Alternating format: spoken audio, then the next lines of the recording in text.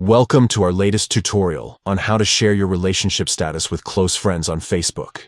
In this video, we'll walk you through the steps to ensure that only those closest to you can see this personal detail. First, open the Facebook app on your device. Once you're logged in, tap the three horizontal lines in the bottom right corner of your screen. This will open the menu, where you can navigate to various parts of Facebook. From here, select your profile to view and edit your personal details. Now tap the Edit Profile button. This will allow you to modify different sections of your profile, including your relationship status. Scroll down to the Details section and tap Edit. Here, you'll find various personal details that you can update.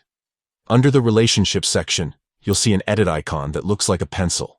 Tap this icon to open the relationship settings. Here, you can choose your relationship status from options like single, in a relationship, engaged, or married. If you want to add a partner, you can do so by typing their name. Next, tap the Privacy button. This is where you control who can see your relationship status. You have several options, including public, friends, accept acquaintances, and only me.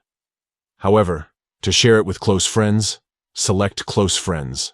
This way, only those you've designated as close friends will be able to see your relationship status.